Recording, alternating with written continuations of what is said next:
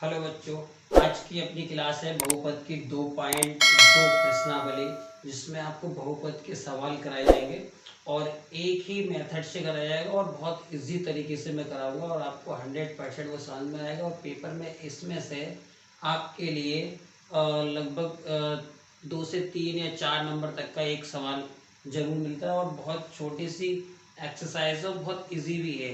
आपने अगर बिल्कुल अच्छे तरीके से ध्यान से इसको समझा तो आपके 100% समझ में आ जाएगा।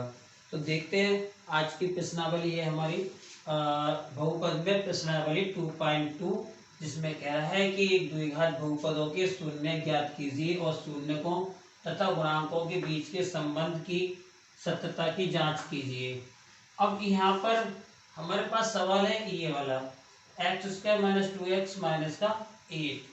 उससे पहले ये एक्सरसाइज स्टार्ट करने से पहले आपको मैं थोड़ा सा इस बहुपद के बारे में बेसिक समझा देता हूँ। बेसिक क्या होता है कि जैसे कि अब यहाँ पर ये शून्य एक शब्द आया है, शून्य। अभी बहुत से बच्चों को शून्य के विषय में पता नहीं होगा। अब ये सवालों में शून्य आता है, इससे पहले आता था आपका मूल।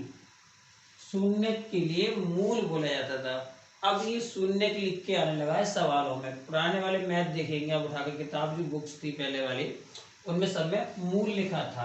अब उसकी जगह ये शून्य हो गई। अब यहाँ पर हमें शून्य क्या होता है, शून्य वो होता है जब इस समीकरण के आप गुणनखंड करेंगे। तो गुणनखंड होने के बाद जब यहाँ पर x है तो x के मान निकल के आएगा, x का जो मान निकल के आएगा वो आपके शून्यक होंगे। इस द्विघात समीकरण के शून्यक होंगे वो। अब यहाँ पर द्विघात ये क्या होता है, द्विघात में देखो एक एग्जाम्पल के तौर पे मैं आपको समझाता हूँ। जैसे कि 5x + 7 ये किस टाइप की समीकरण है, बहुपद है। तो देखो यहाँ पर x है, x के ऊपर घात 1 है, लिखकर नहीं दिखाया जाता है एक घात के लिए। यहाँ पर 1 है, शून्य हो नहीं सकती, क्योंकि शून्य होने के बाद क्या हो गया, जिसकी घात अगर शून्य होती है उसका मान 1 हो जाता है। ये बात आप नोट करके रखें। तो यहाँ पर इसकी घात जो है वो 1 है। 1 को हम लिखते नहीं है घात को, तो इसको हम बोलेंगे एक सिंगल घात वाले को रेखिक बहुपद बोला जाएगा इसे। जब x की घात कितनी हो जाती है आपकी, 2 हो जाती है। 0 लगाए या ना लगाए कोई बात नहीं है। तब देखो x की घात बढ़ के 2 हो गई, तो ये 2 हो गई, तो ये हो गया द्विघात। द्वि का मतलब 2, ये द्विघात बहुपद हो गया। अब यहाँ पर 2 की जगह 3 हो जाता है, तब आपका क्या हो जाएगा, त्रिपद हो जाएगा। ठीक है, जैसे इसमें से जो आपका बहुपद है उसमें सबसे ऊंची घात जो होगी बस बहुपद वही कहलाएगा। 2 घात तो सबसे ऊंची है तो द्विघात हो गया, 3 है तो 3 घात हो गया, 4 है तो 4 घात वाला बहुपद हो गया। इस टाइप का सिंगल वाला है तो रैखिक बहुपद है वो। ठीक है, ये बहुपद के आपके द्विघात सिस्टम, ये तो आपको ये क्लियर हो गया। शून्य मैंने आपको बताया कि शून्य यहाँ से हम जब इसको सॉल्व करेंगे जो आएंगे वो हमारे शून्य कहलाएंगे। अब देखते हैं सवाल सॉल्व करके पूरी तरीके से क्लियर हो जाएगा। जब हम इस सवाल को करेंगे तो आपको एकदम पूरे ये दोनों जो आपकी हैं डाउट हैं ये क्लियर हो जाएंगे। देखते हैं सॉल्व करते। यहाँ पर पहला सवाल है, मैंने एक्सरसाइज से पहला सवाल लिया है। सवाल में यहाँ पर लिखा है x की घात 2 - 2x - 8। ये द्विघात आपका बहुपद हो गया।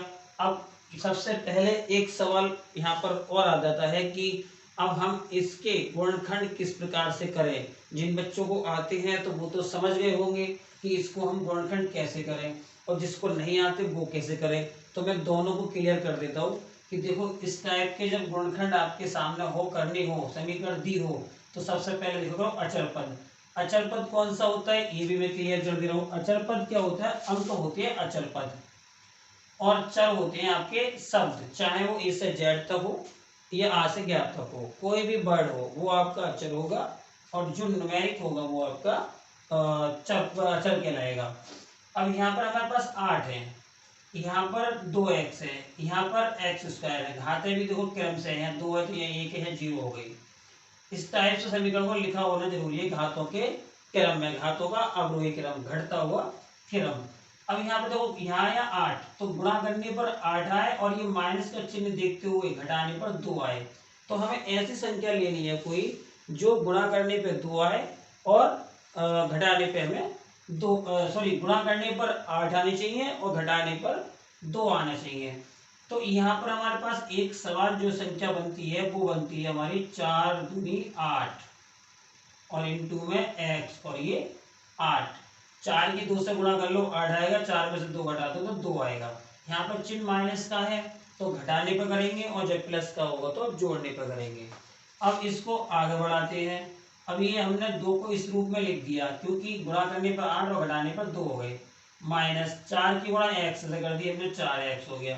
2 की गुणा इससे करेंगे तो माइनस का 2x हो गया, लेकिन एक माइनस ब्रैकेट के बाहर भी है तो इस माइनस की गुणा जब इस माइनस से होगी तो ये प्लस हो जाएगा और माइनस का 8।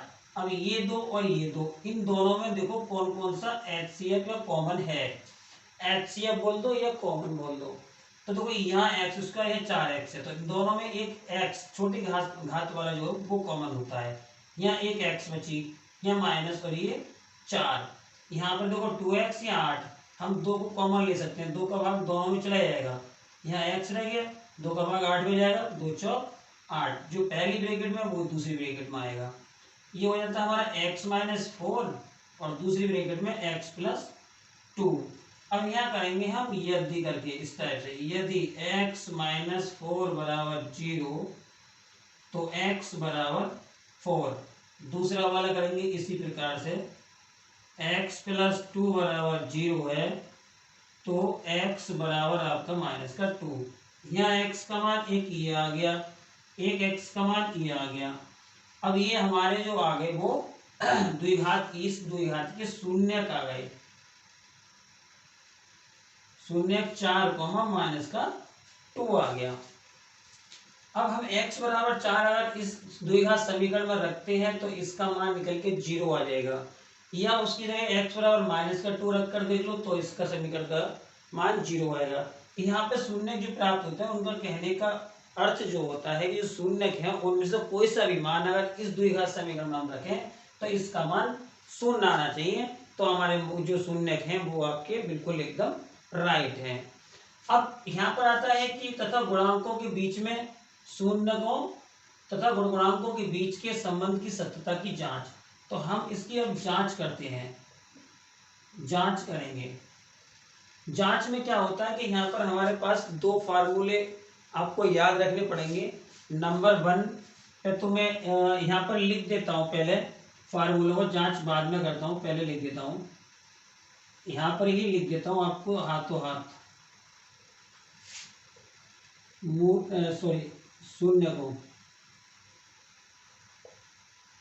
शून्यकों का योगफल बराबर होता है अचर पद बटे, गलत हो रहा है, x माइनस का x का स्क्वायर का गुणांक, x स्क्वायर का गुणांक बटे x का गुणांक। ये हो गया योगफल। और दूसरा आता है इसका शून्यकों का गुणनफल बराबर अचर पद बटे x। यहाँ पर ही गलत लिख दिया, यहाँ x का गुणांक होगा और यहाँ होगा x स्क्वायर का गुणांक, x का गुणांक, सॉरी यहाँ फिर गलती हो रही है, x स्क्वायर का गुणांक। यहाँ पर तो शून्यकों का योगफल जो होता है वो माइनस x का गुणांक और बटे x स्क्वायर का गुणांक। शून्य का गुणनफल होता है अचर पद बटे x स्क्वायर का गुणांक। यहाँ पर x का गुणांक कौन सा है, देखो ये x है और x का गुणांक जो संख्या है वो गुणांक हो गया, x स्क्वायर ये इसके गुणांक जो अंक है वो x स्क्वायर गुणांक हो गया। अब यहाँ पर हम करते हैं जांच। ये आपके दोनों फार्मूले हैं, इनको सही से याद रखना। अब इनकी करते हैं हम जांच। जांच करने के लिए हमें क्या करना पड़ेगा कि हम इन्हीं दोनों को अप्लाई करेंगे। तो सबसे पहले इसको लगाते हैं, शून्यकों का योगफल माइनस x का गुणांक बटे x स्क्वायर का गुणांक। शून्य का योगफल, तो हमारे ये शून्य इनका योगफल, यानी कि 4 प्लस माइनस का 2 बराबर माइनस एक्स का गुणांक यहाँ पर यहाँ कितना है माइनस का 2, चिन्ह साथ में लेंगे, माइनस का 2 और एक्स उसका गुणांक देखो कोई संख्या नहीं है लेकिन एक होता है, एक हो गया। अब यहाँ पर देखो 4 माइनस प्लस माइनस, यहाँ पर माइनस माइनस प्लस के 2, 1/में खत्म, 4 में से 2 गए 2 और बराबर में 2, दोनों तरफ मान एक जैसा आ जाए तो हमारा एक जांच क्लियर हो गई। दूसरी जांच करते हैं। अब दूसरी जांच करने के लिए दूसरा फार्मूला है इसका गुणनफल वाला, गुणनफल बराबर अचलफल बटे एक्स स्क्वायर का गुणांक।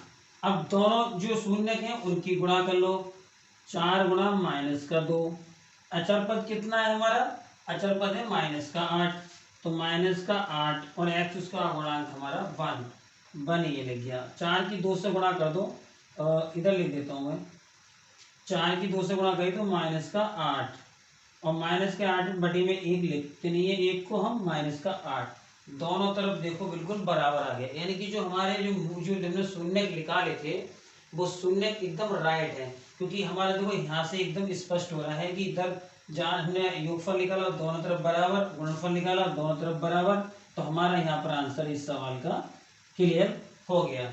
पेपर में अगर जांच पूछे तो निकाल कर दे और नहीं पूछता है तो आप उसके शून्य तक निकाल कर यहीं पर आंसर लिखकर छोड़ दें। देखते हैं अब नेक्स्ट सवाल।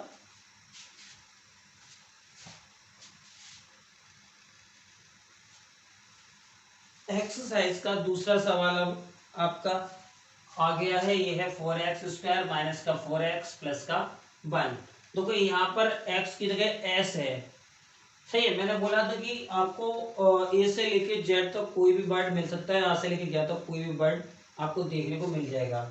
यहाँ पर हमारे सामने समस्या है वो है कि x² जो आपका लिखा चर है उसके आगे एक अंक दे दिया है। सबसे ज्यादा इम्पोर्टेंट है यहाँ पर गुणनखंड को बहुत अच्छी तरीके से आपको करने आना। अगर आपने गुणनखंड अच्छे से कर रखे हैं तो आप इन सवालों को बहुत अच्छी तरीके से आप कर देंगे, क्योंकि यहाँ पर आपको x का या s का जो भी दिया है उसका मान ही निकालना है। अब देखो ये दूसरे टाइप का गुणनखंड है, ऐसा मैंने वैसे इसके बारे में पीछे वीडियो बना रखी है कि गुणनखंड कैसे किए। अब इसमें यहाँ पर हमें क्या करना है, देखो फिर भी मैं यहीं पर आपको समझा देता हूँ पूरी तरीके से कि आपके इसके आगे जब कोई घात 2 है और उसके कोई बड़ी घात है, उसके आगे कोई संख्या है तो उस संख्या की गुणा इस वाली संख्या की गुणा उसके अचल पद से कर लेते हैं। अचल पद यहाँ है चाहे यहाँ हो, अचल पद से कर लेते हैं। 4 की गुणा 1 से करी तो यहाँ पर अब 4 बन गए, 4 एकम 4, 4 बन गया। यहाँ पर अब 4 है, बन नहीं है। अब आपको दिमाग में रखना है कि 4 है यहाँ। अब यहाँ चिन्ह प्लस का है तो प्लस के 4, यहाँ 4s है। अब हमें क्या करना है कि वही प्रोसेस जो पिछले सवाल में गई थी, गुणा करने पर 4 और जोड़ने पर 4 लाना है। तो ऐसा कौन सी संख्या होगी जो गुणा करने पर 4 लेके आएगी और जोड़ने पर भी 4 लाएगी, और बाकी सब संख्या जैसी है वैसी की वैसी हम लिखकर चलेंगे। तो देखो यहाँ पर जो बनती है वो संख्या है 4s² ऐसे रहेगा, यहाँ पर हो जाएगा 2 + 2 यानी 2 दूनी 4, ये हो गया। 2 की और 2 से गुणा करोगे 4 आएगा, जोड़ोगे तब भी 4 आएगा। यहाँ 1 की जगह आपको इसकी 4 से जब गुणा हो गई है तो आपको 4 की गुणा 1 से हो गई है, तो यहाँ 1 नहीं रहा, 1 की जगह यहाँ पर अब 4 हो गया। ये दिमाग में आपको फीड रख के चलना पड़ेगा जब इस टाइप के गुणनखंड करने को आएंगे तब। अब ब्रैकेट खोल लेते हैं। बाकी सब वही प्रोसेस जो पिछले सवाल में थी, क्योंकि इससे होगी तो ये 2s माइनस बाहर है तो प्लस की जगह माइनस हो गया 1। यहाँ पर कॉमन आपका एक तो 2 हो गया और एक s हो गया। यहाँ 2 दूनी 4, 2 बचा, एक s बचा, 2s पूरा बाहर है, 1 रह गया। यहाँ से 2s + 1 है तो यहाँ से केवल -1 होगा, कुछ और तो हो नहीं सकता। यहाँ से हमने माइनस का 1 लिया केवल कॉमन, तो ये प्लस का 2 हो गया, माइनस बाहर आ गया यहाँ से तो यहाँ पर माइनस हो गया, दोनों ब्रैकेट में एक सा हो गया। तो गुणनखंड भी हमारे लगभग सही हो गए। यहाँ पर कर लेते हैं हम, यदि 2s - 1 = 0 है तो 2s = 1 और s = 1/2 टू हो गया। यदि 2s माइनस 1 बराबर 0, दोनों का मान एक ही आएगा क्योंकि दोनों के ब्रैकेट एक सी है।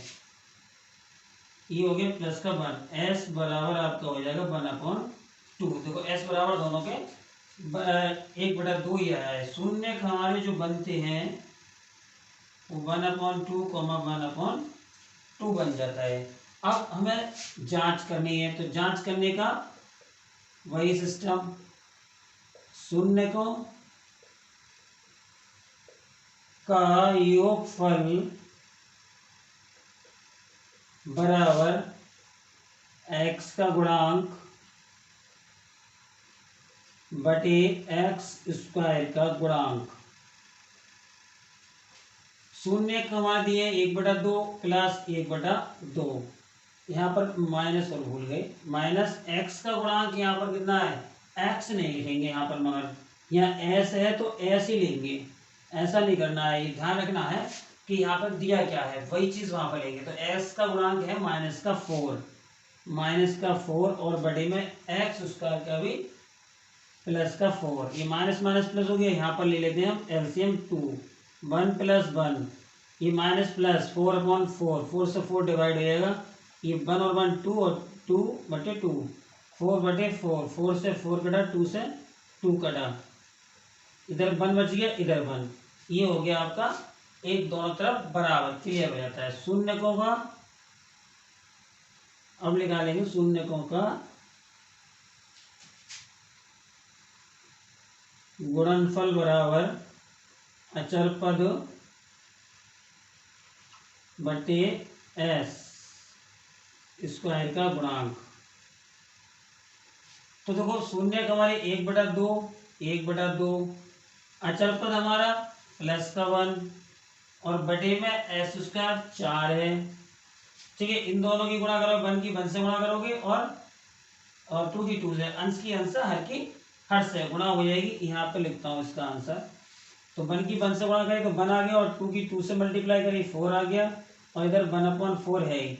दो यहाँ पे भी क्लियर, यहाँ पे भी आपका क्लियर हो गया, दोनों जगह क्लियर। आंसर की जांच हो गई, शून्य हमारे जो है वो एकदम राइट आ गए, यही इसका आंसर हो गया। अब देखते हैं एक्सरसाइज का नेक्स्ट सवाल, सवाल नंबर 3।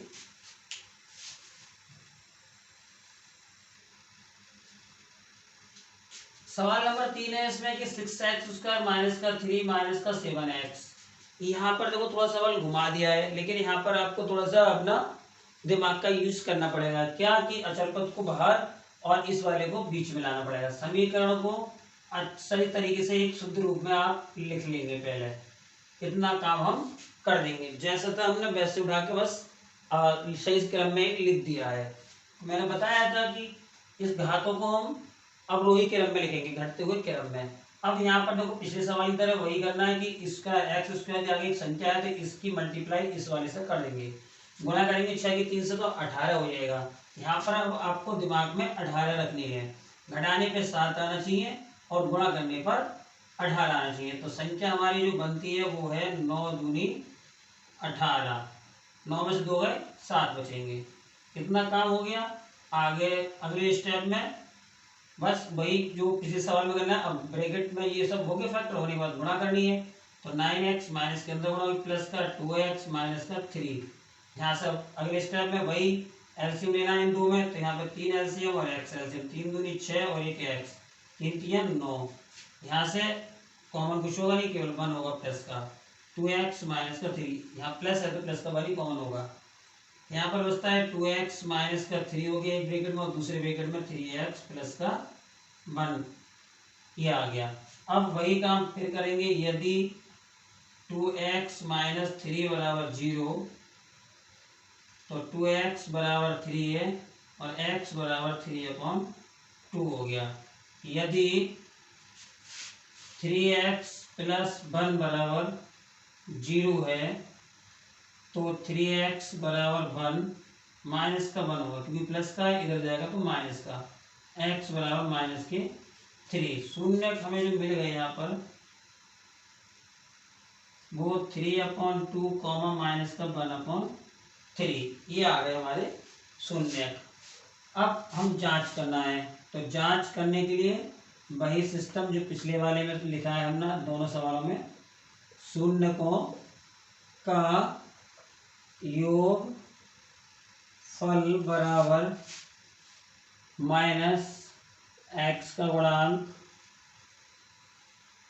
बटे एक्स स्क्वायर का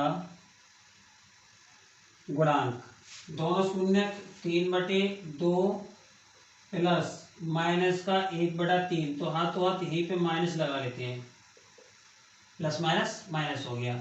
माइनस एक्स का गुणांक यहाँ पर कितना है, माइनस का 7, तो -7 प्लस का 7, एक्स स्क्वायर गुणांक 6, इसका एलसीएम 6 हो गया, 6 से हो गया, 3 की 3 से गुणा करें 9 और 2 एकम 2, 7/6, यहाँ से घटा दो, कितने बचेंगे 7 और बटे में 6 बराबर 7/6। देखो एक तो ये आपका क्लियर हो गया। दूसरा, शून्यकों का गुणनफल बराबर अचर पद बटे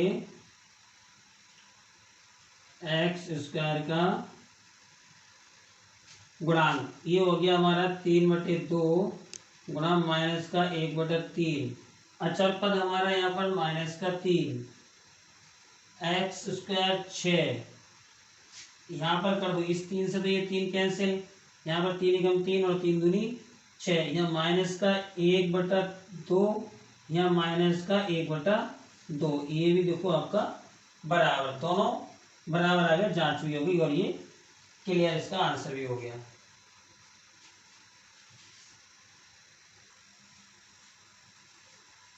उम्मीद हो आपको सवाल ये बहुत अच्छे तरीके से समझ में भी आए होंगे और आपने इसको अच्छे तरीके से देखा है, तो बहुत अच्छे तरीके से ये सवाल समझ में आए, क्योंकि मैंने जितनी भी छोटी छोटी चीज़ें होती हैं वो सब हाथों हाथ बिल्कुल क्लियर कर दी है। अब आपको यहाँ पर इसमें कोई डाउट भी नहीं आएगा और ना कुछ ऐसा होगा जो आपके समझ में नहीं आए, तो आपको सही तरीके से समझ में आ गया। बाकी जो इसके सवाल बचे हैं वो नेक्स्ट वीडियो बना दूंगा, क्योंकि अभी वीडियो बहुत बड़ी हो जाती है। लेकिन आप सबसे बस यही कहना है कि आपको वीडियो अच्छी लगती है तो प्लीज़ सपोर्ट करें और चैनल को सब्सक्राइब, वीडियो को लाइक जरूर करते रहें। Thank you.